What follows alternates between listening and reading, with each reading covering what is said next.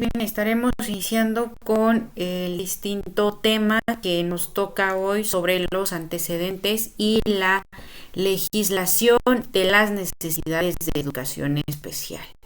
Como lo habíamos comentado en videos anteriores, vamos a tener la oportunidad de estudiar cuáles son las bases, los fundamentos, las cuestiones necesarias a lo que hoy llamamos las necesidades de educación especial y cómo poder tener una aplicación o una conducción correcta en esta área.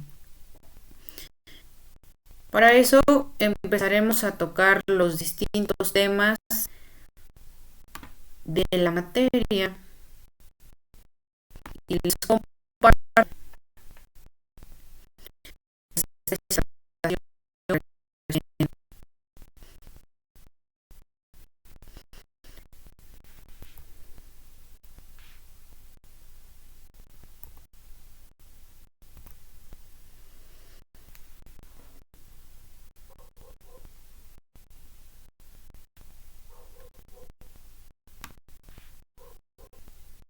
en este caso hablaremos de todo lo que contiene este marco jurídico sobre la educación especial y cómo fuimos avanzando, más bien evolucionando en esta parte de la educación.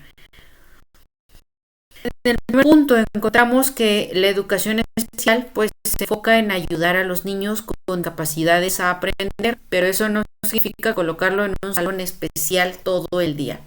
Recordemos que dentro de estas nociones de educación especial, al principio, para poder satisfacer las necesidades presentadas en la sociedad, pues se crearon distintos institutos que prestaban este servicio educativo a distintas partes de la población que presentaba algún tipo de discapacidad, ¿no? Y presentar estas discapacidades, pues era notoria la segregación para que tuvieran un apoyo o un contenido, pues meramente especial, aparte de la educación que se imparte en un aula de forma homogénea. De hecho, la ley federal dice que los niños que reciben servicios de educación especial deben recibir educación en el mismo salón que los demás niños, como sea posible. Esto se conoce como un ambiente menos restrictivo. Y por supuesto, estos ambientes menos restrictivos, pues nos llevan a nosotros a ver continuamente, pues esta parte de poder prestar el servicio educativo y recordando que este servicio es parte de un derecho humano que concierne a nuestra nación mexicana. En el punto número 2, nosotros entramos en el ámbito de su aplicación, es decir, los niños que califican para educación especial tienen un programa de educación individualizado, ¿no? Esta parte del programa de educación individualizado pues se debe prestar de acuerdo a las limitaciones, necesidades, capacidades que presenten las niñas y los niños o adolescentes. En este caso es importante reconocer también que hablamos de niñas, niños y adolescentes porque forman parte de el sistema protector en el sistema público, es decir, son parte de un grupo vulnerable que necesita ser atendido de manera específica y de materia prioritaria. Es decir, reciben una enseñanza individualizada y otros recursos sin costo alguno para sus familias. Esta cuestión obviamente prestada por aquellos institutos que han sido establecidos tanto por parte de la Secretaría de Educación, así también como parte de los derechos constitucionales, donde basamos una parte de la administración pública aplicando políticas públicas para que exista una mejor organización y exista asimismo una entera satisfacción o al menos alcanzarla en este sentido de la educación especial. Los especialistas trabajan con niños y tanto en sus fortalezas como en sus desafíos. Es decir, es menester reconocer cuáles son o cuál es el padecimiento que provoca esta discapacidad en las personas. Se debe contar con varios enfoques para esta cuestión de reconocer tanto fortalezas y desafíos y poder prestar el mejor tratamiento o la mejor conducción hacia esta educación especial. Y para eso es base que las familias actúen en equipo y así se pueda contener en el mismo pues la aplicación de la educación especial que satisfaga aquellas limitaciones o aquellos desafíos que representan, por ejemplo, en una cuestión de aprendizaje. Punto número 3. Tenemos a los primeros. Bueno, el primero es a partir de la segunda mitad del siglo XIX, cuando se crearon escuelas para sordos y ciegos. Hemos comentado que estos son los primeros avances dentro de las políticas educativas para crear estos institutos. Y hasta en 1915 se fundó en Guanajuato la primera escuela para atender a niños con deficiencia mental. Posteriormente se diversificó la atención a niños y jóvenes con diferentes discapacidades, sobre todo por medio de instituciones como la Universidad Nacional Autónoma de México, la Escuela de Orientación para Varones y Niñas y la Oficina de Coordinación de Educación Especial.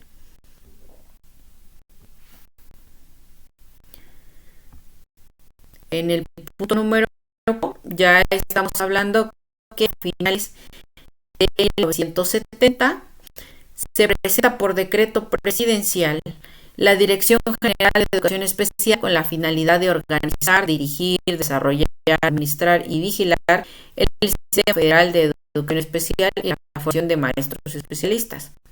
Recordemos que esta formación de maestros especialistas se trata de que existan al menos las posibilidades de adquirir las capacidades de poder tener un tratamiento en una noción de educación especial, porque en muchos sentidos estos padecimientos o algunas cuestiones no pueden ser y no deben ser meramente absorbidas simplemente en un aula donde no se cuente con la atención que requiere para mantener un estado de salud equilibrado. Y es porque en la década de los 80 los servicios de educación especial se clasificaban en dos modalidades, indispensables y complementarios. De carácter indispensable, varios centros de intervención temprana, es decir, las escuelas de educación especial. Y los servicios complementarios van a comprender aquellos centros psicopedagógicos, grupos integrados, prestaban apoyo a alumnas y alumnos inscritos en la educación básica general con dificultades de aprendizaje o en el aprovechamiento escolar, lenguaje y conducta. Esta modalidad también incluye las unidades de atención a niños con capacidades y aptitudes sobresalientes, las conocidas como CAS.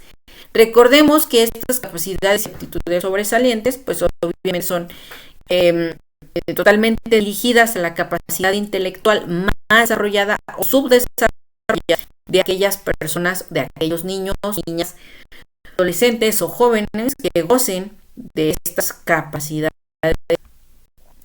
para poder representar un mejor aprovechamiento de su potencial. Como número 5 encontramos los primeros avances políticos.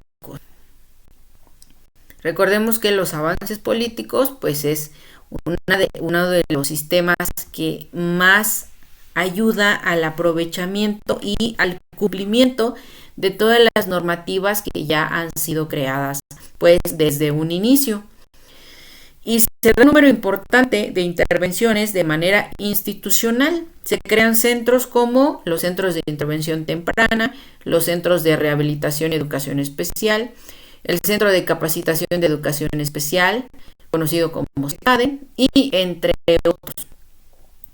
El objetivo de crear estos institutos es que ahora se empezara a aplicar esta parte de la educación especial en un mejor sentido para cada uno de nosotros. Y así también consistiera en esta profesionalización reconocida frente a las aulas, presentando esta parte de una educación que fuera ampliada a distintos campos. Así es como llegamos que a partir de 1993, como consecuencia de la suscripción del Acuerdo Nacional para la Modernización de la Educación Básica, la reforma al artículo 3 constitucional y la promulgación de la Ley General de Educación. Y es la base de nuestro marco jurídico para poder aplicar todas aquellas políticas educativas en el campo del sistema educativo mexicano. Es decir, todas estas modificaciones, ampliaciones y reformas pues nos llevan a contener todos estos planes, programas, cuestiones administrativas y al mismo tiempo aquellos profesionistas que van a estar frente a un aula prestando este derecho a la educación a aquellos menores, niñas, niños y adolescentes, y en su caso en estas cuestiones de discapacidad también pueden formarla jóvenes donde se necesiten desarrollar habilidades y capacidades para enfrentar los distintos sectores sociales, culturales y también algunos básicos reconocimientos jurídicos. Encontramos también los centros de orientación, evaluación y canalización, conocidos como COEC, y centros de atención psicopedagógica de educación preescolar, ¿no? Era importante reconocer que si un infante desde sus primeros años necesitaba una educación especial, pues debería ser adquirida y prestada para el mejor desarrollo de su persona. Como punto número 6 tenemos los objetivos fijados. A partir de que existe una mejora administrativa, una mejora jurídica y se empiezan a desarrollar tanto leyes federales, reglamentos, código de ética, normas oficiales mexicanas, etcétera. Existen los propósitos de reorientar los servicios de educación especial y fueron, en primer lugar, combatir la discriminación, la segregación y la etiquetación que implicaba atender a las niñas y los niños con discapacidad en dichos servicios. Y los primeros principios defendidos en los derechos fundamentales contenidos en la Constitución, los cuales sembrarían las bases para la aplicación y defensa de los derechos humanos. Recordemos que estos propósitos están establecidos tanto en nuestros derechos constitucionales como también de manera internacional en el principio de convencionalidad, que va a proteger que el derecho a la educación, los derechos que estén reconocidos en el tratado internacional, puedan ser garantizados por el Estado mexicano. Como punto número 7, encontramos algunos resultados a partir del año de 1993 al 2002.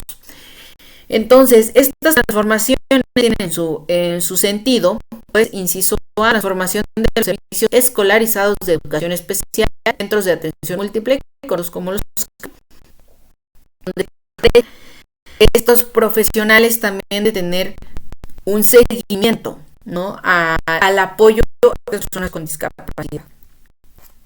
En el inciso B tenemos el establecimiento de las unidades de servicios de apoyo a la educación regular, conocidos como USAER, que estos servicios de apoyo también son necesarios para que se brinden y se exijan algunas capacitaciones de acuerdo a una concientización de alguna institución de educación pública.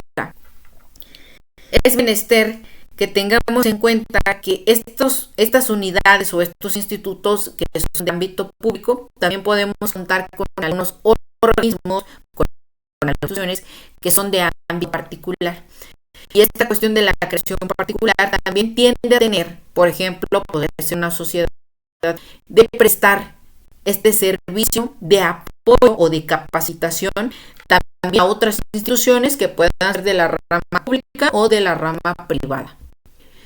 El inciso C, creación de las unidades de orientación al público, conocidas como UOP, para brindar información y orientación a padres de familia y maestros.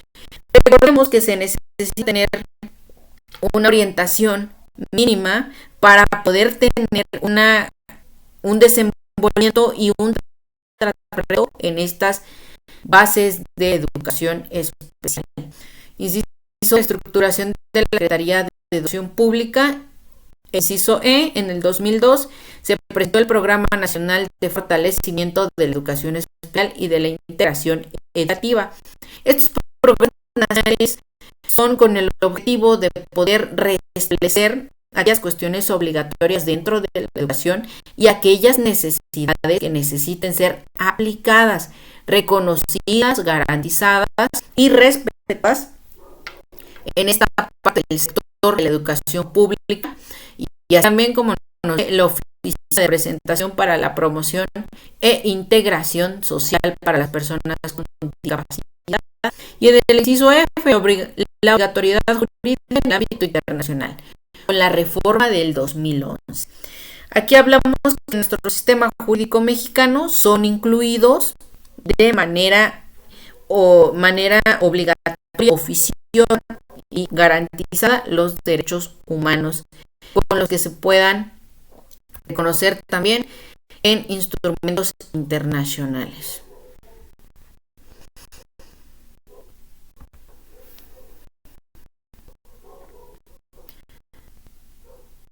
Ahora bien, en esta misma tesitura, pues nosotros podemos tratar el marco jurídico completo nacional que ahora nos compete y que es la base fundamental, la base jurídica de las necesidades de educación especial, y eso está concatenado en nuestra Constitución Política de los Estados Unidos Mexicanos en su artículo 3. Al principio de nuestro artículo 3 vamos a reconocer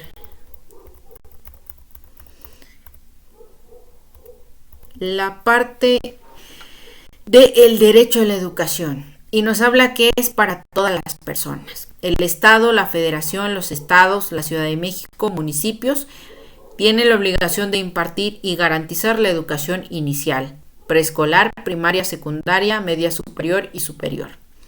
La educación inicial, preescolar, primaria y secundaria conforman la educación básica. Esta y la media superior serán obligatorias. Por lo tanto, en este sentido de la educación básica y la media superior, se debe contar con la capacitación, el conocimiento, la conciencia y la educación sobre las necesidades de educación especial, ya que la educación inicial es un derecho de la niñez y será responsabilidad del Estado concientizar sobre su importancia.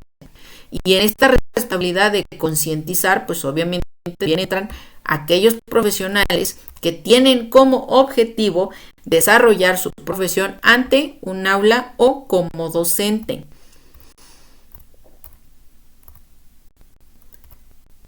Nuestro mismo artículo nos dice: la ley establecerá las disposiciones del sistema para la carrera de las maestros y los maestros en sus funciones docente, directiva o de supervisión. Corresponderá a la Federación su rectoría y en coordinación con las entidades federativas, su implementación conforme a los criterios de la educación previstos en este artículo. Es decir, de una manera articulada, de una manera administrada, reconocida, es obligación de aquellos servidores públicos dentro del sistema educativo contar con estas capacitaciones, exigirlas y permitirlas en cualquiera de las escuelas para fortalecer, pues obviamente, tanto las instituciones públicas como el plan de educación que se imparte. Y a partir de la segunda fracción de este artículo empiezan los incisos que obviamente tienen como los principios rectores que reorientan a este sistema de educación. Y la fracción segunda nos dice: el criterio que orientará a esta educación se basará en los resultados del progreso científico, luchará contra la ignorancia y sus efectos, las servidumbres, los fanatismos y los prejuicios. Es decir, ya sabemos que la educación tiene que ser laica, gratuita y obligatoria. En los primeros incisos, pues habla sobre las cuestiones de nuestro sistema de gobierno y nuestra forma de Estado. Es importante, en el inciso C menciona que contribuirá a la mejor convivencia humana a fin de fortalecer el aprecio y el respeto por la naturaleza, diversidad cultural, dignidad de las personas, integridad de las familias, la convicción de interés general de la sociedad, los ideales, la fraternidad e igualdad de derechos de todos, evitando los privilegios de razas, de religión, de grupos, de sexos o de individuos. Entonces, reconocemos aquí una parte del derecho natural en cuanto pues al desarrollo de la personalidad y de la misma persona, pues de los que están dentro de un sistema educativo mexicano. ¿Y qué se busca? Que exista pues esta igualdad dentro de la impartición de la educación y se respete aquellas partes que forman derechos básicos de las personas, es decir, tanto su derecho a la familia, su derecho a su libre pensamiento, el derecho a sus intereses, el derecho a la recreación, el derecho a la cultura, el derecho a la cosmovisión que él pretenda tener en la etapa a la que corresponda su vida. Aquí mismo se mencionan que será equitativo, para lo cual el Estado implementará medidas que favorezcan el ejercicio pleno del derecho a la educación de las personas y combatan las desigualdades. Desigualdades en tanto partes socioeconómicas, regionales y de género, es decir, que se deben prestar también todos los accesos o el acceso necesario para poder obtener la educación. Es importante que en este inciso también reconozcamos, en su último párrafo, nos habla de que los pueblos y las comunidades indígenas se impartirá educación plurilingüe e intelectual basada en el respeto, promoción, preservación del patrimonio histórico y cultural. Cada una de estos pueblos que se reconocen y se autodeterminan cuentan con una cultura, con una tradición, identificación y conocimiento de sus raíces y por lo tanto deberá ser respetado y tendrá que ser también accesible en cuanto al sistema educativo sin ningún tipo de prejuicio y sin ningún tipo de limitación. Por lo tanto, la capacitación también de aquellos profesionales que se dediquen a impartir su profesión, la educación en comunidades y pueblos indígenas, pues es necesario que cumplan con estas dos características, ¿no? De ser plurilingües e interculturales, básicamente por la pluricultural que presenta nuestro Estado mexicano. Y el inciso F es la mayor parte importante de este artículo porque nos lleva a considerar dentro de las necesidades de educación especial, pues lo más importante, que significa que será inclusivo, al tomar en cuenta las diversas capacidades, circunstancias y necesidades de los educandos. Con base en el principio de accesibilidad, se realizarán ajustes razonables y se implementarán medidas específicas con el objetivo de eliminar las barreras para el aprendizaje y la participación. En este sentido, tenemos que interpretar que la norma nos está dando varias posibilidades y un intercambio tanto de derechos como de obligaciones, porque estos sentidos de accesibilidad, pues es también realizar aquellos ajustes de acuerdo a las capacidades, limitaciones que pueda contener aquella persona que permanezca en un aula y necesite una educación especial. Al manifestar estas necesidades de educación especial, pues se deben implementar medidas específicas para eliminar no solo las barreras del aprendizaje, sino que se pueda proporcionar una participación que esté completa y que también pues se lleve a cabo de una manera normal en una sociedad para evitar cualquier tipo de grado de discriminación y que esta discriminación, aparte de ser un delito con responsabilidades jurídicas, pues tampoco violente, ¿no?, este derecho humano ni en su dignidad de las personas. El inciso G, pues esta parte de que será intercultural al promover la convivencia armónica entre las personas, es decir, que todos nosotros como seres humanos seres sociales, contamos con este sentido y pues con esta necesidad de incluirnos en una sociedad. La cuestión que será integral, educará para la vida y con el objeto de desarrollar en las personas capacidades cognitivas, socioemocionales y físicas que les permitan alcanzar su bienestar. Y el último inciso, que será de excelencia, entendida como el mejoramiento integral constante que se promueve en el máximo logro de aprendizaje de los educandos para el desarrollo de su pensamiento crítico y el fortalecimiento de los lazos entre escuela y comunidad.